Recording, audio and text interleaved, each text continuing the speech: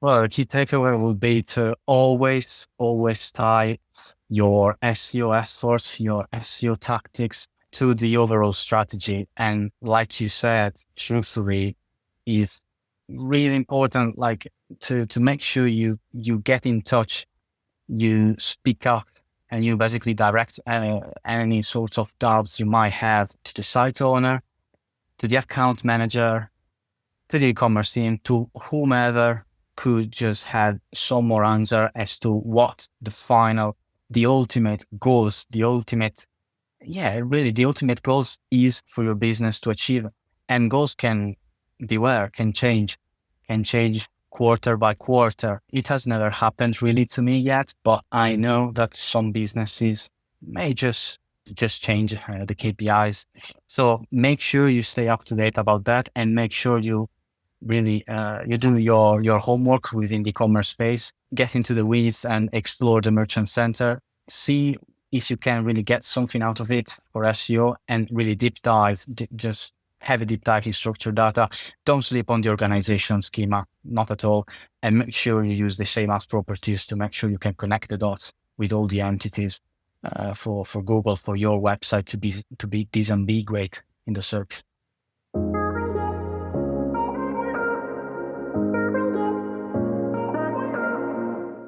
Hi, I'm Simone de Palma, and this is SEO in 2025 Additional Insights. Simone, what's your additional insight for SEO in 2025? So, tip number one, you are a marketer and not just an SEO. So, you're doing marketing in 2025. This is true more than ever. So, you have to tie all your SEO tactics or efforts to your overall strategy. You should start by identifying your ultimate business goal first, such as leads, sales, or signups, everything that we call as lagging indicators or KPIs, if you want. And then you work backwards to determine all the leading indicators, such as impression, clicks, brand visibility, or, well, mentions. We should talk about mentions in 2025 more than clicks, probably. And this, of course, applies to any business model that actually markets a product or a service. So I'm referring to D2C, B2B, B2C brands, and how you do it is pretty elementary, to be fair. Basically, it's more of a handwriting exercise, so to speak. So you just grab a piece of paper and map out what is the main goal, like the ultimate goal that your business wants to achieve or that you want to achieve. Then identify the key KPIs, and from there, you just trace back to all the potential leading indicators that you might want to use. And the choice on what indicator you should be using is very much dependent on how you will be able to track them. So, and of course, do you know which indicators you could be using? Do you know how to measure sessions, for example, or clicks? Can you do it by using certain tools such as GA4, GSC, Looker Studio?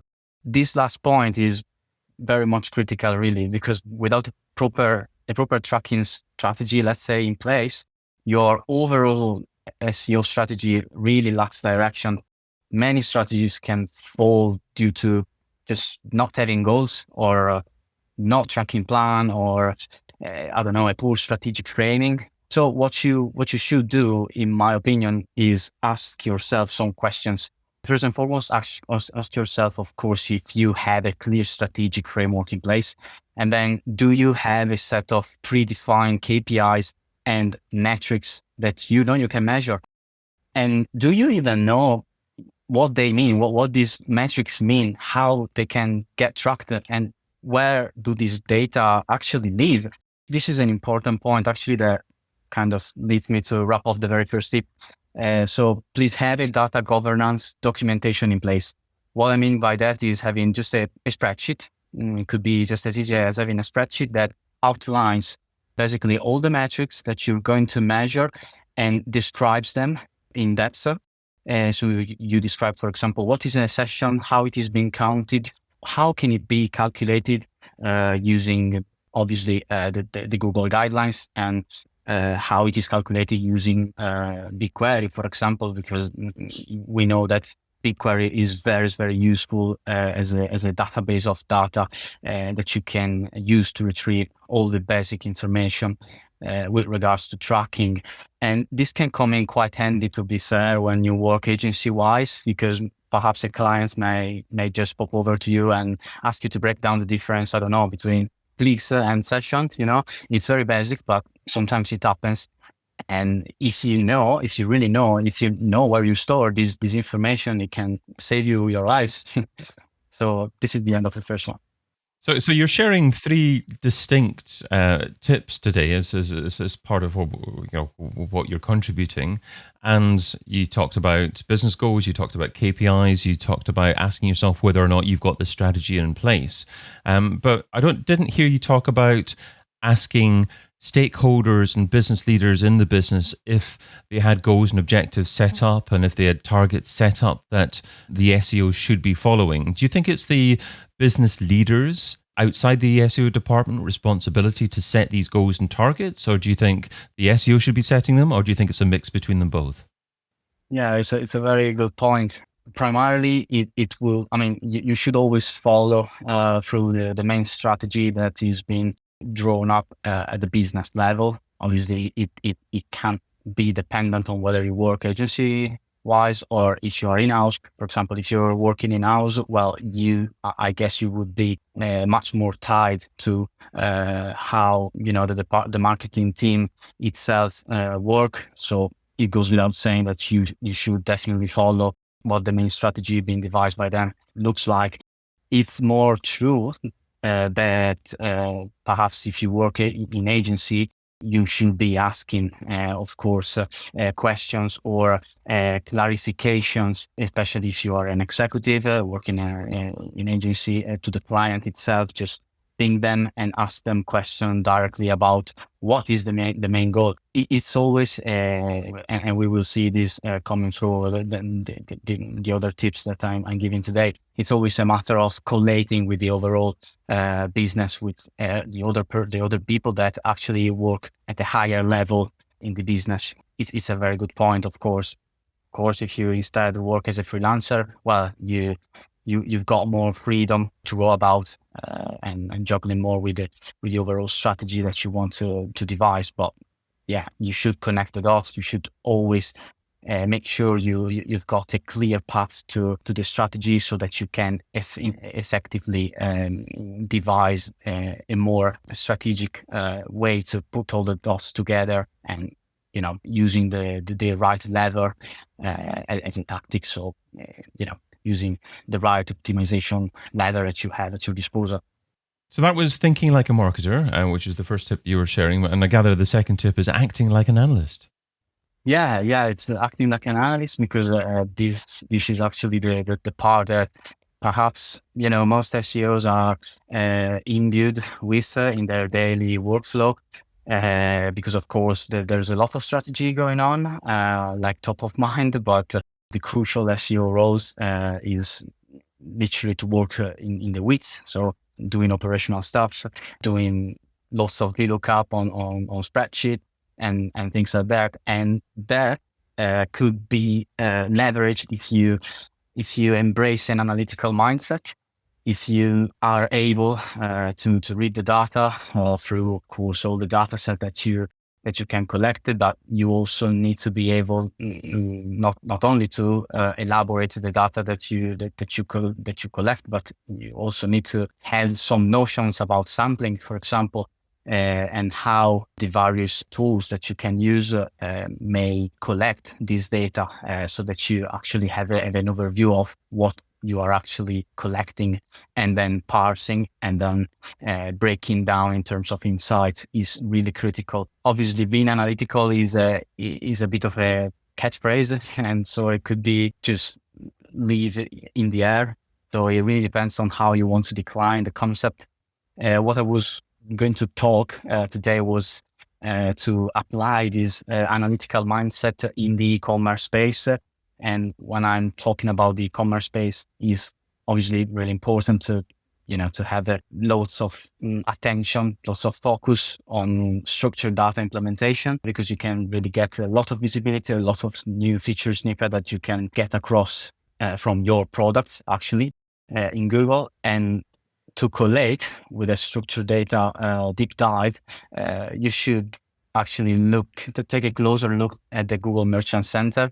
Because actually, if you've got an analytical mindset, I do think that looking at things in the Google Merchant Center that provides you with so much data, like so much information as well around how you decide, I mean, not maybe you, but the clients or the e-commerce team or whoever it was from your brand, how they decided to provide some structured data basically all around your product. It's really interesting to see then how Google respond to that, because there could be so many issues that could just do not allow basically your product to show up properly in the SERPs, in the shopping graph, and that could be because of some unreal information, some bits of information that you didn't really provide that actually reflected what was written on the page.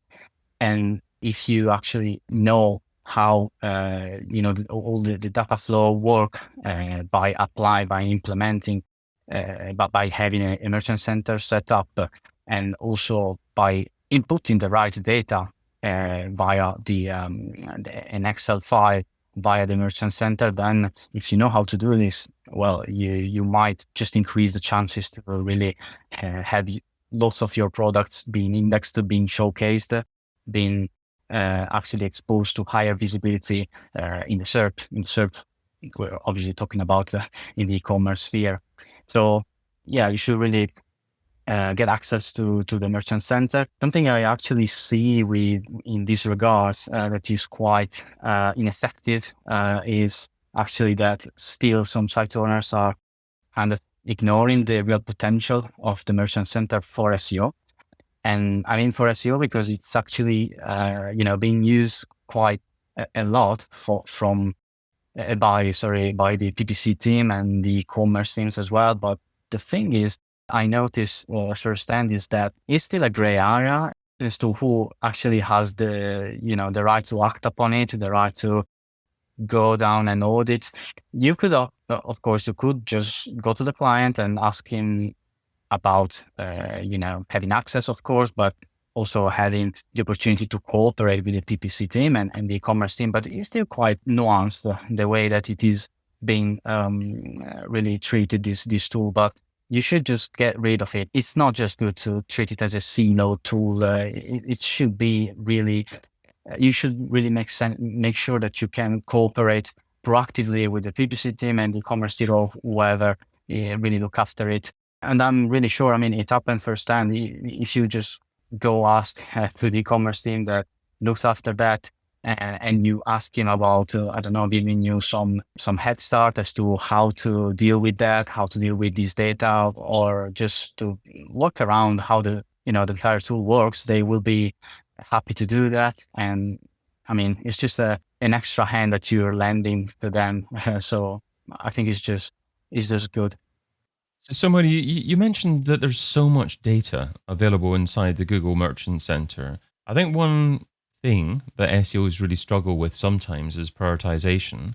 How do you, based upon the data inside Google Merchant Center, prioritize what needs to be done? What will have the biggest immediate impact?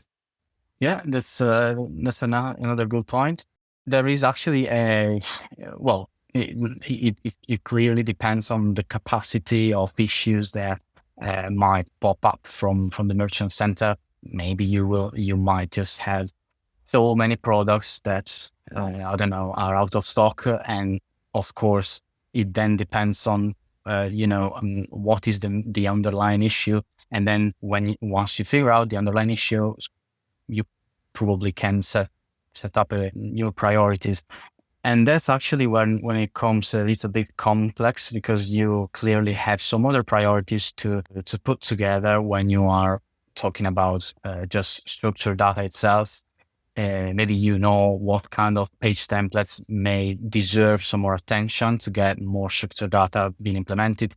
Obviously, if you look also at all the issues coming from the merchant center, and then of course the workload can just bloat, can become can just increase like in a blink of an eye. And it really depends on what sort of issues is that. There are so many types of issues in the merchant center that could affect your product's listing.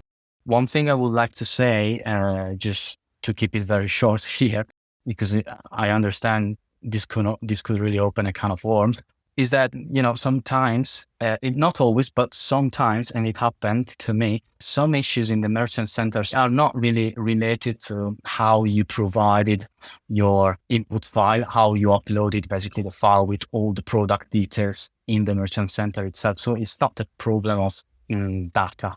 It's more of a problem of how your product pages are structured back in the CMS. For example, you might just have your product pages hosting multiple prices for multiple product variants, and Google just struggles a lot to disambiguate, as to figure out basically what is the main price that you want to actually showcase in the SERP, to showcase to users ultimately. And because of that, you might just reject your call to having them implemented.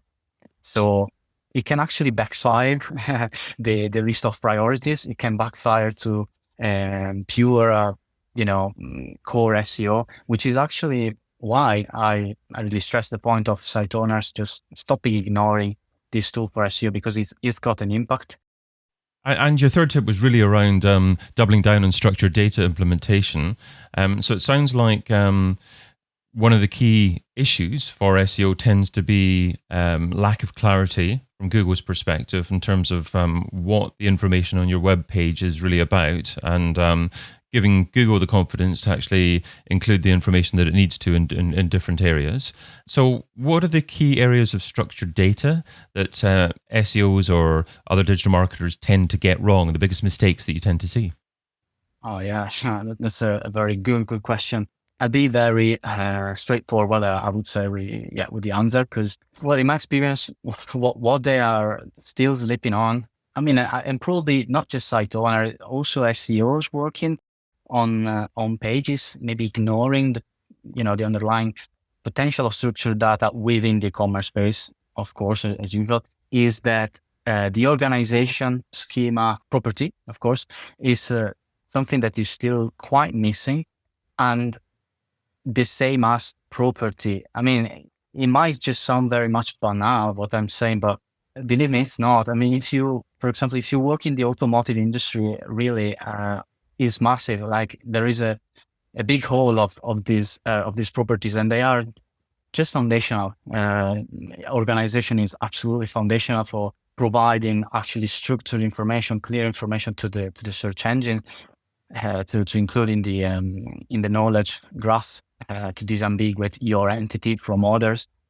It's just a game changer. I mean, it can really be a game changer. I've seen it in my career out of the automotive industry in effect, but I can tell you that there are really some major hole in that. And it's not that difficult. I mean, it's not that difficult also to well, first and foremost, to identify this gap.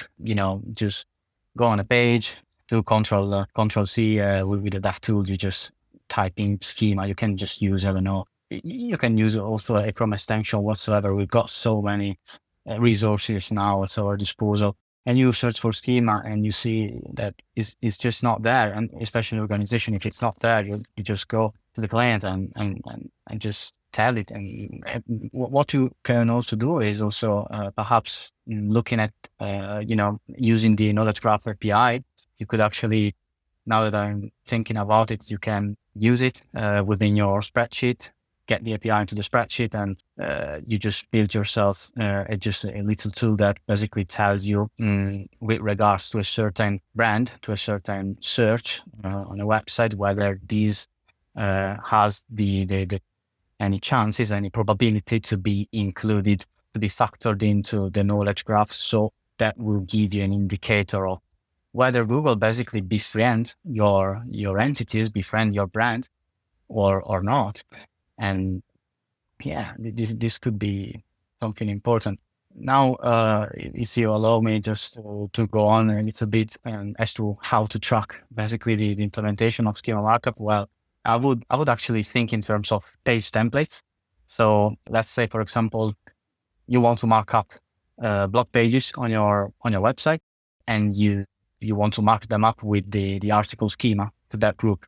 I would suggest you really ideally to just go out with this rollout. So you roll out these page templates with this one implementation, and then after let's say a couple of weeks, maybe even 3 weeks, but yeah, not less than 2 weeks, you can test the impact of this rollout using a causal inference model. I know one is called causal impact by Google. Actually, this is an algorithm designed by Google. It can be actually sort of reliable, but it actually works because it's a predictive analysis that you can run basically, and it will give you a notion of something that is called in statistics counterfactual. The counterfactual is basically what would have happened to, for example, metrics like clicks and impression if you hadn't rolled out that schema markup implementation at all across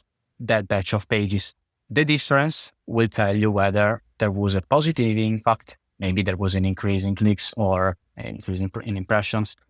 Otherwise, maybe not, or otherwise there was a decrease, and that might be relatable. But still, we are very much, in the realm of, talking about correlation. The reason actually I am stressing on testing, on just rolling out one page template with one schema implementation is just for the sake of removing noise, removing potential outliers that might just come in with the rollout.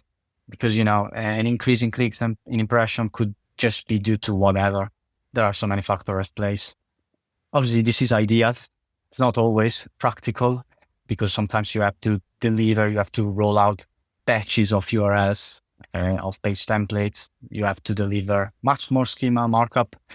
But yeah, if you just cannot roll out one, just a page template batch with one schema markup implementation, just make sure to use a causal inference model like causal impact. I've got a guide actually on my website, or there are some other guides like out there that I can really vouch for with some example on how to do that. You could do with INR, which is a programming language for stats, especially. But so I've got, for example, Giulia Panozzo is a great figure in the industry. She's got many resources as to how to properly do it, properly implement it. Like I said, I also wrote a blog post about it, like providing an example. So yeah. Simone, you shared a lot of thoughts today, but can you drill down all your advice into one key takeaway? What's the key takeaway from the tip you shared today? Well, the key takeaway would be to always tie your SEO efforts, your SEO tactics to the overall strategy. And like you said, truthfully, is really important, like to make sure you get in touch, you speak up, and you basically direct any sorts of doubts you might have to the site owner, to the account manager, to the e-commerce team, to whomever could just have some more answer as to what the ultimate goals is for your business to achieve. And goals can change quarter by quarter. It has never happened really to me yet, but I know that some businesses may just change the KPIs. So make sure you stay up to date about that, and make sure you really you do your homework within the e-commerce space, get into the weeds and explore the merchant center, see if you can really get something out of it for SEO, and really just have a deep dive in structured data. Don't sleep on the organization schema, not at all, and make sure you use the same as properties to make sure you can connect the dots with all the entities for Google, for your website to be disambiguate in the search. Simone de Palma is a technical SEO specialist at Omnicom Group, and you can find him over at SEOdepths.com. Simone, thanks so much for adding your additional insight to SEO in 2025. Thank you very much. Bye. I've been your host, David Bain, and you've been listening to SEO in 2025 Additional Insights, a Majestic series that complements the original podcast, video series, and book. Find out more at SEOin2025.com.